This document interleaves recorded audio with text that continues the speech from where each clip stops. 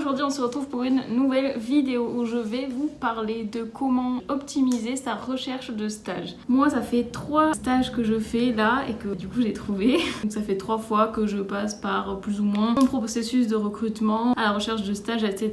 Donc je vais vous donner mes meilleurs tips pour décrocher le stage de vos rêves. Mais avant cela, n'oubliez pas de vous abonner à ma chaîne. Dans les prochaines vidéos, je vais vous raconter comment j'ai réussi à négocier mon salaire de stagiaire. Et ouais bébé. Donc voilà, si vous voulez pas rater ça, abonnez-vous. Avant de commencer, je voudrais préciser que moi je suis en école de commerce, donc je vais avoir une vision école de commerce et une approche école de commerce. Commençons. Premièrement, LinkedIn doit être votre meilleur ami. Mon stage de fin d'études, je l'ai eu parce qu'on m'a contacté sur LinkedIn. C'est pas le premier stage où j'ai eu un entretien grâce à mon profil LinkedIn. Je m'explique. Il faut absolument que vous fassiez tout pour que votre page LinkedIn soit la plus complète et la plus belle possible et la plus cohérente avec qui vous êtes et ce que vous recherchez. Moi j'ai vraiment passé des heures et des heures à peaufiner ma page LinkedIn, c'est-à-dire que j'ai une photo de profil correcte, j'ai un fond d'écran qui est cohérent avec mon parcours, oh là là, c'est même plus parler ça là, bref. J'ai également une description, en fait quand j'étais en recherche de stage, dans ma description directe je disais pas étudiante à telle école, je disais à la recherche d'un stage dans tel domaine. Aussi j'avais le petit truc vert Open to Work qui indiquait aux recruteurs que j'étais Open to Work, que j'étais à la recherche de l'emploi. Également, faites attention à bien compléter. Vous avez un espace où vous pouvez écrire une description, quelque chose comme ça. Donc moi je disais un peu mon parcours, qui j'étais, ce que je recherchais pour l'avenir, les domaines qui me passionnaient en gros. Après je finissais en mode au plaisir de discuter avec vous qui lisez ce résumé, un truc comme ça, un truc sympathique, la lou, c'est trop cool. Ensuite, faites bien attention également quand vous postez les précédents stages, mettez bien toutes les missions que vous avez faites, faites attention de bien développer ce que vous voulez, montrer que vous savez faire. Si vous avez fait un programme atypique dans votre école, dans tel ou tel master, une option, quelque chose comme ça, si vous voulez mettre les cours auxquels vous avez participé, que ce soit dans votre école ou pendant un échange ou quoi, n'hésitez pas. Voilà, le but c'est de montrer qu'on a fait énormément de choses, qu'on est sur tous les fronts, même les jobs étudiants, n'hésitez pas à les mettre. Moi je me suis aussi arrangée, j'ai demandé en fait à avoir des recommandations de personnes avec qui j'avais travaillé, que ce soit dans mon école. Moi j'ai que des recommandations de mes milieux scolaires, mais j'aurais très bien pu demander une recommandation aux personnes avec qui j'ai travaillé pendant mes précédents stages. J'ai également plusieurs compétences qui sont recommandées par d'autres personnes avec qui j'ai collaboré. Bon, la plupart c'est des gens qui étaient dans mon association, mais enfin c'est des personnes qui ont vu comment je manageais des équipes, quelles étaient mes compétences principales, etc. Donc ça aussi c'est bien de l'entretenir, de demander aux gens de le faire pour vous, de recommander d'autres personnes pour certaines compétences qu'elles ont selon vous. Voilà, que ce soit également les certifications, les trucs comme ça. Il y a pas longtemps j'ai fait un MOOC, donc clairement quand je l'ai fini je l'ai rajouté, j'étais en mode et ouais, j'ai un MOOC en plus, qu'est-ce que tu vas faire? Donc voilà, c'est plein de petites choses comme ça qui nourrissent votre profil LinkedIn et qui font que après, quand quelqu'un va tomber dessus, il va se dire ah ouais, pas mal ça là, c'est quand même très intéressant comme profil. Si je la contactais pour qu'elle vienne chez moi.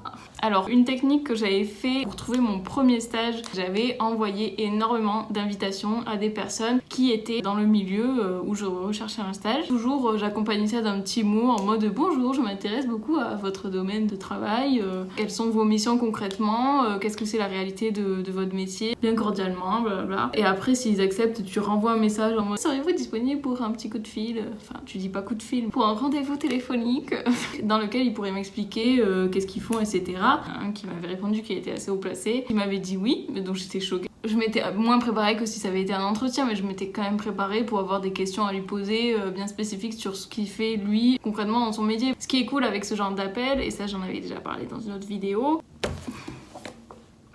j'ai 2 livres d'une même autrice, ça m'a perturbée.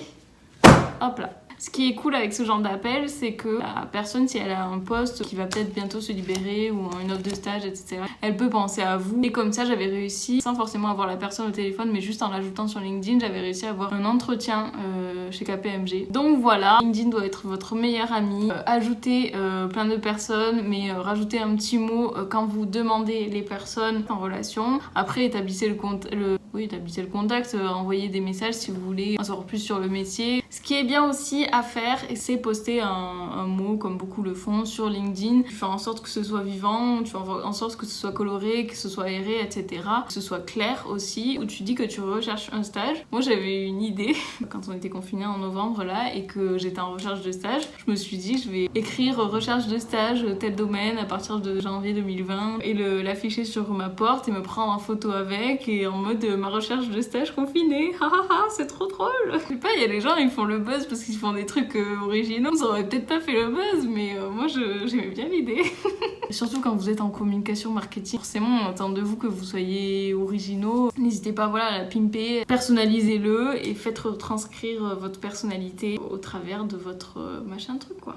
Aussi, pour ceux qui désespèrent des lettres de motivation, sachez que moi j'ai eu 3 stages dans ma vie et il n'y en a aucun que j'ai eu grâce à une lettre de motivation. C'est-à-dire que les 2 stages que j'ai fait et celui que je m'apprête à faire, je n'ai jamais envoyé de lettre de motivation. Pourquoi? Le premier stage de césure, c'est parce que j'étais déjà en contact avec la personne avec qui j'ai fait le stage ensuite parce qu'on avait gagné un prix avec mon association dans leur entreprise. Le deuxième stage, je l'ai eu grâce à une copine en fait qui avait fait le stage avant moi, qui m'a recommandé. Du coup, j'ai eu un entretien mais pas eu besoin de lettre de motivation. Et le troisième stage, comme je vous ai dit, j'ai été contactée directement grâce à mon LinkedIn, enfin par mail en fait. Oui, comme ça aussi en octobre, j'avais postulé. J'avais fait une candidature simplifiée et j'avais eu un entretien, sachant que la lettre de motivation, c'est ma pire hantise, je déteste ça, mais vraiment, je sais jamais qu'est-ce que les gens attendent vraiment. Ne me demandez pas des conseils sur une lettre de motivation, c'est clairement pas moi qui vais vous en donner. Donc voilà, comme quoi je suis la preuve vivante que sans lettre de motivation, vous pouvez faire de très bons stages et vous pouvez vous débrouiller sans. Franchement, la lettre de motivation, c'est le truc le plus nul au monde, on est d'accord. Donc une fois que vous avez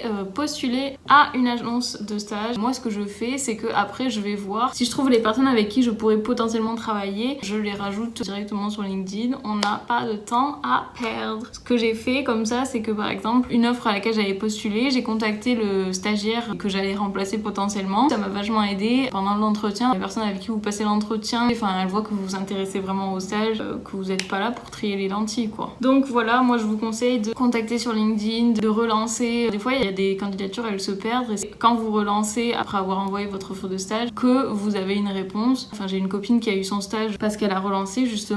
Donc voilà. Non mais vraiment LinkedIn c'est my best friend. Après moi ce que j'ai pas fait, ce qui est bien à faire aussi, c'est être actif sur LinkedIn. Enfin, vous avez plus de visites sur votre profil LinkedIn. Du coup vous avez plus de chances d'être repéré par un recruteur ou une recruteur. Comment vous êtes actif sur LinkedIn? Vous commentez les posts, vous les likez.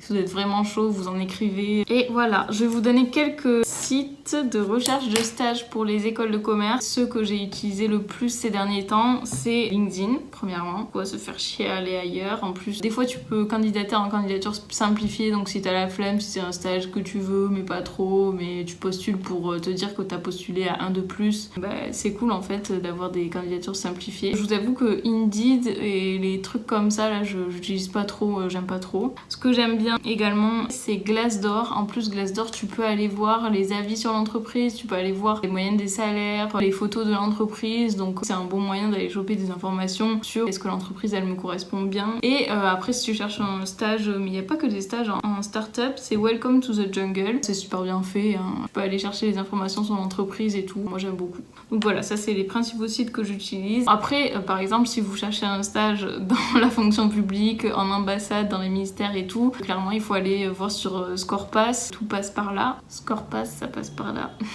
Si vous cherchez un stage dans les relations internationales, enfin moi c'est vrai que j'étais assez démunie par rapport à ça parce que quand je suis arrivée à Sciences Po Ex, j'étais en mode où est-ce que je vais pouvoir trouver un stage, où est-ce qu'il faut postuler, je ne sais pas. Pour ça j'avais appelé un mec qui était dans l'école de commerce de mon copain qui travaillait dans une ambassade et donc lui il m'avait donné des conseils etc. Lui il m'a dit que 3 sur ces 4 stages il les avait trouvés sur Scorepass ou alors vous pouvez aller chercher sur une page LinkedIn qui s'appelle Portail des relations internationales. Mais bref on s'égare du sujet. Donc admettons que c'est bon, vous avez décroché un entretien, qu'est-ce qu'il faut faire ensuite? Franchement le plus important c'est de savoir pourquoi vous voulez travailler dans cette entreprise, qu'est-ce qui vous attire, en quoi c'est cohérent avec votre profil. Et des fois vous pouvez penser que votre profil, votre parcours il est pas cohérent, etc. Si en fait, dites-vous pourquoi à ce moment-là j'ai fait tel choix, qu'est-ce qui m'anime. C'est pas parce que c'est pas des stages dans le même domaine que par exemple vous n'allez pas chercher à vous challenger à chaque fois, à diversifier vos expériences, à avoir des compétences complémentaires, à avoir un profil plus varié, plus atypique pour vous démarquer. Vraiment chercher pourquoi vous faites ça, pourquoi vous postulez à tel endroit, et également ce qui est ultra important et ce qui moi a beaucoup joué sur le fait que j'ai eu mon stage, enfin beaucoup joué, pas que, c'est aussi parce que je suis une personne exceptionnelle. Ce qui a beaucoup joué, c'est que j'ai dévoré toutes les informations que je trouvais sur l'entreprise où je vais faire mon stage là. Vraiment, moi le conseil que je vous donne, c'est s'ils ont une page sur Welcome to the Jungle, assimiler toutes les informations, aller stalker sur LinkedIn, alors que ce soit toutes les publics qu'ils ont fait ces derniers temps, les personnes avec qui vous allez potentiellement travailler. Franchement, moi je stalkais à mort, que ce soit les RH, que ce soit les personnes qui m'ont contacté, les supérieurs des personnes avec qui je vais travailler, les personnes avec qui je vais travailler directement. Stalker. Enfin, je sais pas, moi ça me rassure en fait de savoir un petit peu avec qui je vais converser, le genre de personne, s'il a quelque chose qui est assez atypique, s'il fait quelque chose à côté de son boulot. Enfin voilà, ce sera toujours intéressant qu'ils se disent peut-être qu'elle est allée chercher l'information plus que les autres. Voilà, il faut toujours chercher à se démarquer, à leur montrer que vous êtes la meilleure, ok. Et ce que je conseille également, c'est de faire des fiches. Les questions que les gens posent généralement, c'est pourquoi chez nous, présentez-vous et quelles sont vos motivations quoi. Ce que vous pouvez faire également, c'est noter si, je sais pas, s'il y a une petite entreprise qui a un super beau site internet, etc. et que vous, ça vous a un peu surpris. Ce que vous pouvez demander en entretien, parce que forcément dans tous les entretiens que vous avez passés, on va vous demander est-ce que vous avez des questions, et dans ces cas-là, il faut avoir des questions assez pertinentes. Faut que l'autre, surtout ne dise jamais non, j'ai pas de questions. C'est pas possible, là vraiment, on avoid. Moi, je sais que par exemple, des questions que j'aime bien, c'est pourquoi est-ce que vous recommanderiez votre entreprise et pourquoi vous la recommanderiez pas, et bim, qu'est-ce qu'il y a, qu'est-ce que tu vas faire. Enfin voilà, c'est toujours intéressant d'avoir un feedback. Comment définiriez-vous la culture de l'entreprise? Quelles sont les erreurs récurrentes que font les stagiaires dans ce poste-là? Qu'est-ce que vous préférez dans cette entreprise? Quel est pour vous le profil du stagiaire idéal? Enfin voilà, c'est des questions que moi j'aime bien poser. Après, trouvez vos propres questions. Moi aussi, j'essaie toujours d'avoir une ou deux questions vraiment très spécifiques à l'entreprise. Il y a une entreprise qui a émis la consommation d'eau moyenne de ses collaborateurs sur son site internet, donc je leur ai demandé est-ce que vous envisagez de calculer également le bilan carbone de vos collaborateurs quoi. Et donc elle avait dit ah oui, c'est une question très intéressante. Donc voilà, essayez de penser à ce genre de petites choses, de leur montrer que vous posez des questions sur l'entreprise, que vous serez aussi là pour challenger ce qui leur semble acquis, que vous êtes force de proposition. Après, quand vous avez passé un entretien, ce qui est bien, c'est d'envoyer un message le lendemain ou le surlendemain. Si vous n'avez toujours pas de nouvelles, je serais ravie de pouvoir continuer nos échanges. Merci de l'intérêt que vous avez porté à ma candidature, des choses comme ça quoi. Voilà, après les règles de base, que ce soit en visio ou en réel, si vous passez des entretiens, il faut que vous soyez présentable quoi, dans un lieu calme. Enfin moi clairement, mon copain il habitait chez moi, à un moment j'ai passé 5 entretiens en 4 jours, donc, clairement il a passé sa vie dehors, confinement pas confinement, j'en ai rien à faire. Je passe un entretien, je veux être tranquille, c'est clair. En plus, c'était en plein confinement, et ben voilà, une fois il allait faire les courses, une fois il faisait sa balade. Je crois qu'à la fin, il en avait un peu marre. Mais bon, il faut vraiment que vous mettiez toutes les chances de votre côté. Voilà quoi. Et puis moi, clairement, à ce moment-là, j'avais aussi énormément de cours, de choses à faire, etc. Je suis désolée, mais j'ai proposé des entretiens pendant mes cours. Je me venais le prof était d'accord. Enfin voilà, il n'y avait pas de souci de ce côté-là. Et je me disais à ce moment-là, c'est quoi en fait ma priorité entre mon stage de fin d'études et mon avenir potentiellement, et potentiellement mon premier CDI, et des cours, les derniers projets de groupe que je vais faire de toute ma vie. Entre avoir 15 et 12 à mon diplôme, j'en ai rien à faire en fait. Concrètement, c'était clairement pas ma priorité les cours. Ce que j'ai pas dit également, c'est ayez un tableau de suivi avec toutes les entreprises auxquelles vous avez postulé, les entreprises où vous voulez postuler peut-être, avec la date, où est-ce que ça en est, quel a été votre premier contact. Voilà, si vous avez envoyé un message, s'il faut que vous le fassiez, ce qui vous a marqué aussi, que ce soit les valeurs de l'entreprise et également vos missions de stage, histoire de pas être perdu une fois que vous avez l'entretien. Si vous avez l'entretien 3 semaines après avoir postulé, c'est toujours cool d'avoir un Excel où vous avez toutes vos informations de ce côté-là. Et aussi au sujet du CV et de la lettre de motivation, n'hésitez pas à les faire relire par vos proches, par des amis, par des personnes qui pourront vous aider, parce que c'est toujours bien d'avoir un regard extérieur. Également, dernier tips, quand vous envoyez une candidature simplifiée qu'avec votre CV, écoutez, faites en sorte de toujours personnaliser le CV en fonction de l'entreprise à laquelle vous allez l'envoyer. Enfin, moi je sais que j'ai une partie centre d'intérêt, j'avais mis pour une start-up qui avait un petit chien qui le mettait en avant, j'avais mis bientôt le nom du chien. Ou alors si vous allez travailler sur une certification, bientôt le nom de la certification. Enfin voilà, quelque chose comme ça qui fait que vous n'avez pas juste envoyé un CV, personnaliser au max votre CV quand vous l'envoyez. Et par exemple pour mon stage actuel, on m'avait demandé mon CV et j'avais mis dans mes expériences professionnelles bientôt